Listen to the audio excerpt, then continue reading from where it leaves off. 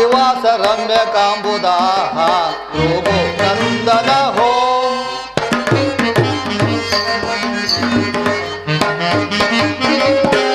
ತದತಾ ಶ್ರೀವಾಸ ರಮ್ಯ ಕಾಂಬುದಾ ಭೃಗು ನಂದನ ಹೋ ಅಗ್ರ ಪೂಜಾ ಹರನೆ ಪರೆ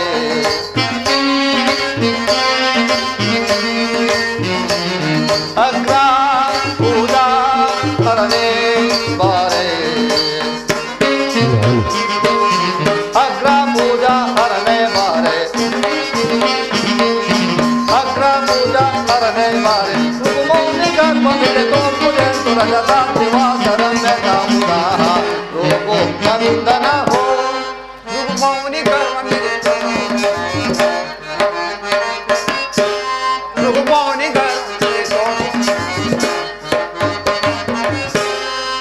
ಮೌನಿ ನೇತ್ರ ರಮ್ಯ ಕಾಂಬುದಾ ಯೋಗಿ ಚರಣದಲ್ಲಿ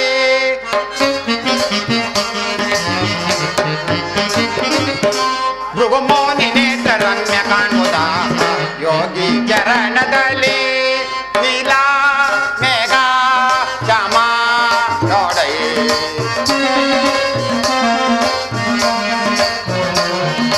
ನೀಲಾ ಮೇಘ ಶ್ಯಾಮ ನೋಡೈ ನೀಲಾ ಮೇಘ ಶ್ಯಾಮ ನೋಡೈ ನೀಲಾ ಮೇಘ ಶ್ಯಾಮ ನೋಡ ಭೃಗುಮೌನಿ ಗರ್ವ ಮಿಗೆ ತೋರ್ಬುದೆಂದು ಭೃಗುಮೌನಿ ನೇತ್ರ ರಮ್ಯ ಕಾಣ್ಬುದ ಯೋಗಿ ಚರಣದಲ್ಲಿ ನಿಜ ಯೋಗ ಭಾಗ್ಯದಿಂದಾಗ ಭೂಷಣದ ಯಾಗ ಭಾಗ್ಯವನ್ನು ಕರುಣಿಸಿದೆ ನಿಜ ಯೋಗ ಭಾಗ್ಯದಿಂದಾಗ ಭೂಷಣದ ಯಾಗ ಭಾಗ್ಯವನ್ನು ಕರುಣಿಸಿದೆ ತುಂಗಧರ ಶೃಂಗಿವರ ಗಂಗಧರ ಲಿಂಗಧರ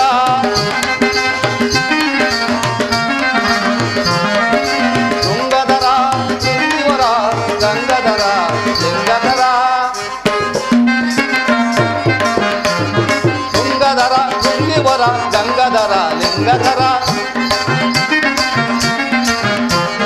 ತುಂಗಧರ ಶೃಂಗಿವರ ಗಂಗಧರ ಲಿಂಗಧರ ಸುಗಿರೌತ ಗಮ್ಯ ಕಾಂಬುದಾ ಭೃಗು ನಂದನ ಹೋ ನಿಜ ಭಕ್ತನಾದವರ ವಿಷ್ಣು ನೀನು ನಿಜ ಭಕ್ತಿಗಾಗಿ ನಾ ಮನವೊಲಿದೆ ನಿಜ ಭಕ್ತನಾದವರ ವಿಷ್ಣು ನೀನು ನಿಜ ಭಕ್ತಿಗಾಗಿ ನಾ ಮನವೊಲಿದೆ ಚಕ್ರಧರ ಭಕ್ತಿವರ ಶಕ್ತಿಕರ ಯುಕ್ತಿವರ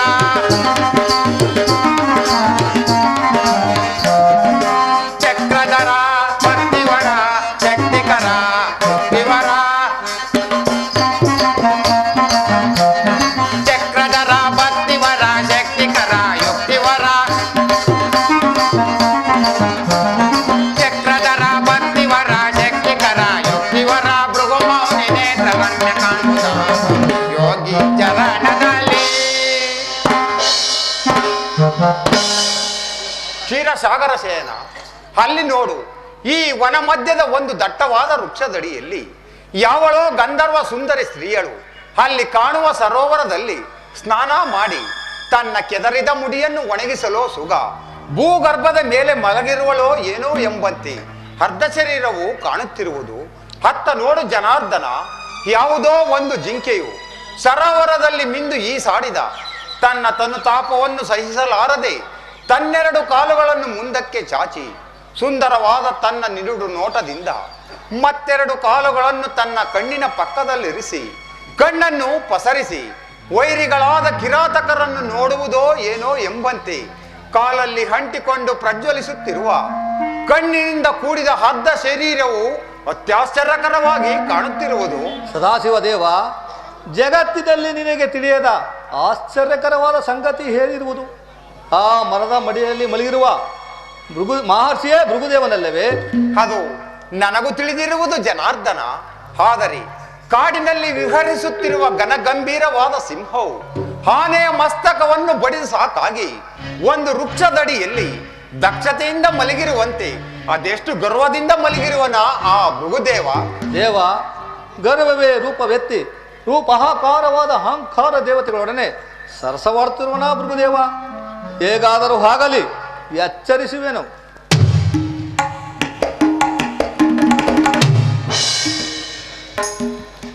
ಎಚ್ಚರವಾಯಿತೇ ಭೃಗುದೇವ. ಎಚ್ಚರವೇನು ನಾರಾಯಣ? ಈ ಭೃಗುಋಷಿಯು ತನ್ನ ಆತ್ಮಜ್ಞಾನದಿಂದ ಯಾವಾಗಲೂ ಎಚ್ಚರವಾಗಿಯೇ ಇರುವನು. ಅವನ್ಯಾರು?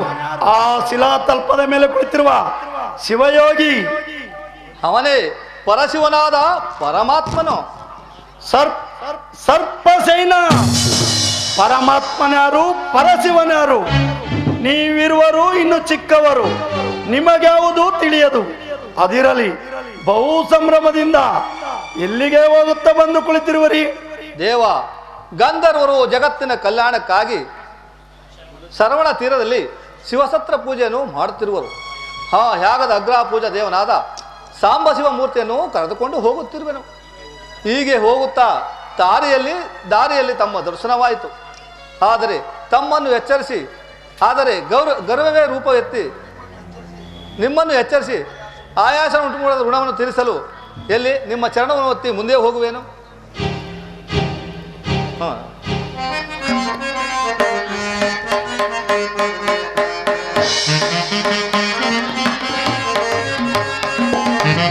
ಭೃಗುಮೊರೆ ನಿಮ್ಮೆಯ ಗುರುತರ ಚರಣವು ಕಾಣುತ್ತಲಿರುವುದು ರಾಜಸದಿ.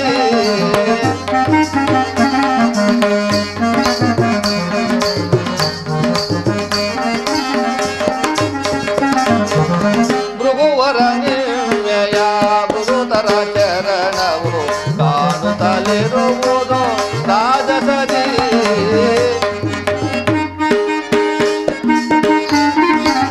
ಚರಣಾಲಯನವು ಮೆರೆಯುತ್ತಲಿರುವುದು.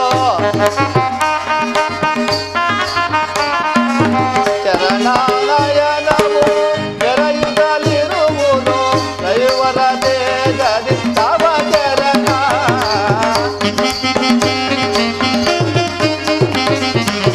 ರವಿವರ ತೇಜದಿ ತವ ಚರಣ. ಭೃಗುವರ ನಿಮ್ಮೆಯ ಮೃದುತರ ಚರಣವು ಕಾಣುತ್ತಲಿರುವುದು ರಾಜಸರಿ.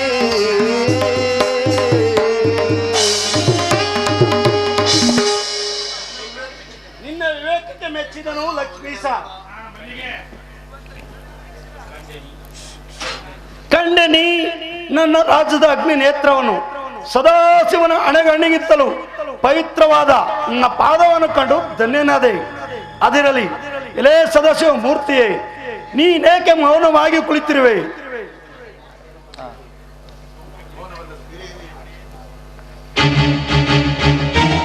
ಮೌನವಲ್ಲದೆ ನಿನ್ನೊಡನೆ ಮಾತೇನು ಭೃಗುಋಷಿಯೇ? ಹಾಗಾದರೆ ನನ್ನೊಡನೆ ಮಾತನಾಡುವುದಿಲ್ಲವೇ? ಇಲ್ಲ, ಯಾವಾಗಲೂ ಈ ಸದಾಶಿವ ಮೂರ್ತಿಯು ನಿನ್ನಂತ ವಿವೇಕರಹಿತರೊಡನೆ ಮಾತನಾಡುವುದಿಲ್ಲ. ಹಾಗಾದರೆ ನೀನು ಬಹುಜಾಣನೆ ನನ್ನೊಡನೆ ಮಾತನಾಡುತ್ತಾ ಕುಳಿತಿರುವ ನಾರಾಯಣ, ನಾನು ನಿನಗೆ ವಿವೇಕ ರಹಿತರೇ? ಅದನ್ನು ನೀನೇ ವಿವೇಕಿಸಬೇಕು ಭೃಗುಋಷಿಯೇ. ಕೇಳು, ಕಾಡಿನಲ್ಲಿರುವ ಬಿದುರುಗಳು ಒಂದಕ್ಕೊಂದು ತಿಕ್ಕಾಡಿ ಅದರಿಂದುಂಟಾಗುವ ಅಗ್ನಿಯು ಕಾಡನ್ನೇ ದಹಿಸುವಂತೆ ನಿನ್ನ ವಿಷಾನಂದಗಳು ಜೀವಾತ್ಮದ ಪರೆಯ ಮೇಲೆ ಭಯಂಕರವಾದ ಹಾವಿನ ಮೈಬಣ್ಣವನ್ನು ಮುಚ್ಚಿರುವ ಹುತ್ತದ ಮಣ್ಣಿನಂತೆ ದಿನೇ ದಿನೇ ನಿನ್ನ ರಾಜಸ ಗುಣವೆಂಬ ಅಹಂಕಾರವು ನಿನ್ನ ಮೈಬಣ್ಣವನ್ನು ಮುಚ್ಚುತ್ತದೆ. ಯಾವಾಗಲೂ ಬಹು ಮಮತೆಯಿಂದ ತರಗೆಲೆಯನ್ನು ತಿನ್ನುವ ಮೇಕೆಯು ತುಪ್ಪದ ಸವಿಯನ್ನು ಬಲ್ಲದೆ ಮಹಾತ್ಮ ಭೃಗು ಋಷಿ ಎಂದು ಅನೇಕ ಋಷಿಗಳಿಂದ ಹೆಸರಾಂತ ನಿನ್ನ ಅಹಂಕಾರವು ಎಲುಬನ್ನು ಕಡಿದ ಎಬ್ಬುಲಿಯು ಕಬ್ಬನ್ನು ಬಯಸಿದಂತಾಯ್ತು. ಕೇಳು,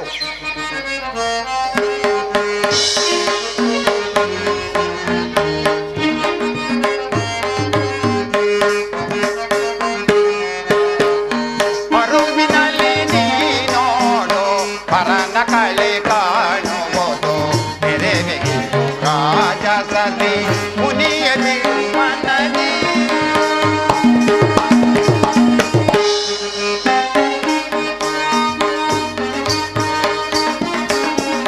ಹರಿವು ಮರೆವೆಗಳೆಲ್ಲ ಹರಿದು ಜ್ಞಾನದಿ ಮುನಿಯೇ.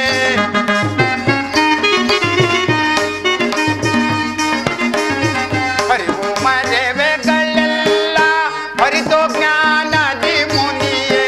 ತಲೆದು ನೋಡು ತಮನದಿ ದುರಿತನವಾದಿಡುನಿ.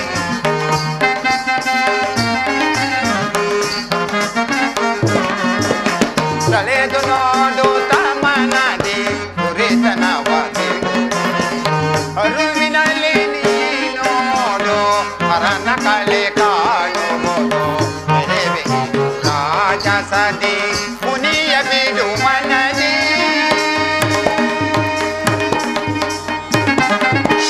ಕಣ್ತೆರೆದು ನೋಡು, ನಿನ್ನಾತ್ಮನಲ್ಲಿ ಆತ್ಮನಾರೆಂಬುದನ್ನು ವಿಚಾರಿಸು.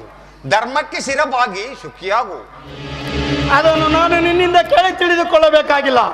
ಹೇಳು, ನಿನ್ನ ಗೊಡ್ಡುಗಣಗಳಿಗೆ ಕೈಲಾಸದಲ್ಲಿ ನಿಧಾನಿಸು ಜನಾರ್ದನ. ನೀವಿರುವರು ಒಂದೇ ಸಂಕಲ್ಪವನ್ನು ಬಯಸಿ ನನ್ನಲ್ಲಿ ವೈರತ್ವವನ್ನು ಸಾಧಿಸುತ್ತಿರುವಿರಿ. ನೀನಿನ್ನು ಹೊರಡಬಹುದು ಆ ನಿನ್ನ ಸದಾಶಿವನೊಡನೆ. ದೇವ, ತೊಟ್ಟು ಮಾಗದೆ ಹಣ್ಣು ಬೀಳುವುದಿಲ್ಲ. ಒಡವೆನು ನಾನು ಇನ್ನೊಂದು ಗಳಿಗೆಯಲ್ಲಿ. ಬಾ ಕೌಸ್ತುಭಧಾರಿ, ತಳು ಮಾಡಬೇಡ. ನಿನ್ನ ಕಾರ್ಯದಲ್ಲಿ ಅರಿವಿಲ್ಲ ಈ ಭೃಗುದೇವನಿಗೆ. ಸಾಕು, ಬಾಯಿ ಮುಚ್ಚು.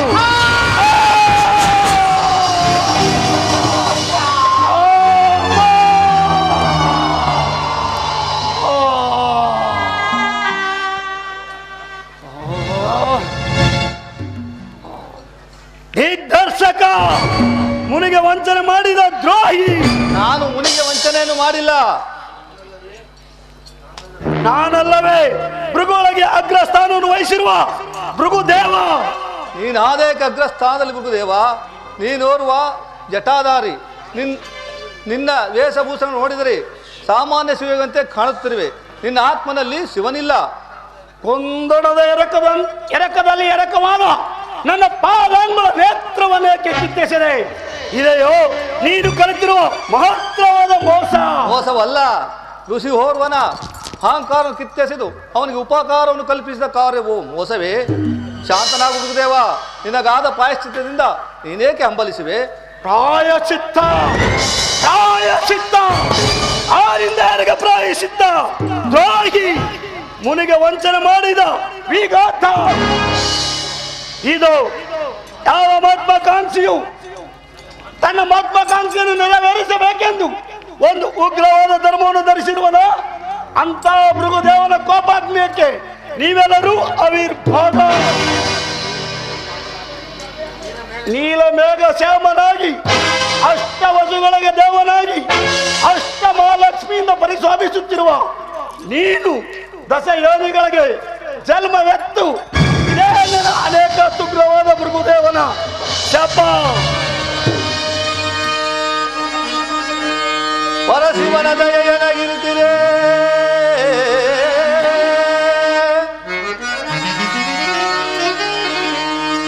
ಪರಶಿವನ ದಯವೆನಗಿರುತ್ತೀರೇ. ಹರಿಸುತ್ತೆ ಭೃಗು ಶಾಪಕ್ಕೆ ಕೆಳಗೆಡದೆ ಧೈರ್ಯದಲ್ಲಿ. ಭೃಗುದೇವ, ಧರಿಸುವೆ ದಶಾವತಾರವ.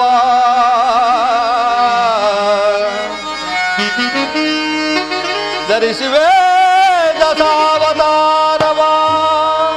ಪರಿಹರಿಪೆ ತಾಪವ ಜಗದಿ ಮೆರವೆ ಹರುಷದಲ್ಲಿ.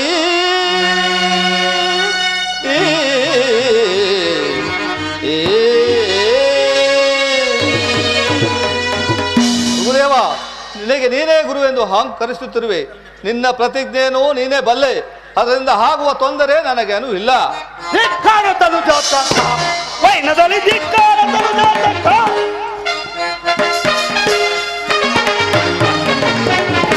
ಧಿಕ್ಕಾರ ತನುಜಾತ ವೈನದಲ್ಲಿ ಧಿಕ್ಕಾರ ತನುಜಾತ. ತಲೆಯೋ ಪುರಂತದ ಭೃಗುದೇವನಲ್ಲಿ ನಾನಿನ್ನ ಮನವನ್ನು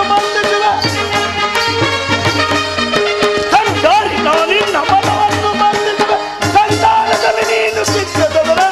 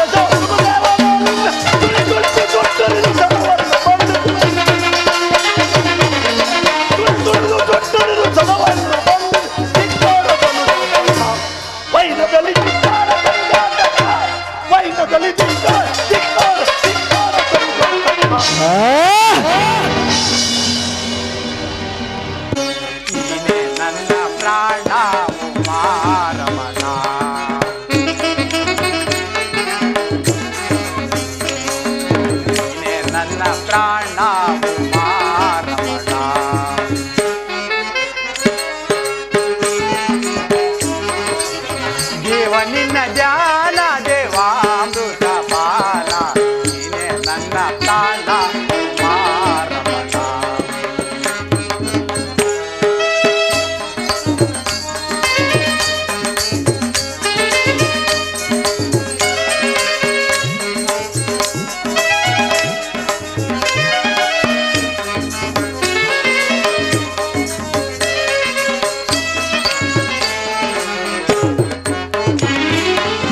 ಆಡುತ್ತಾ ಹಾಡುತ್ತಾ ಹಾಡುತ್ತಲಿರುವೆ, ಆಡುವ ಆಶಯ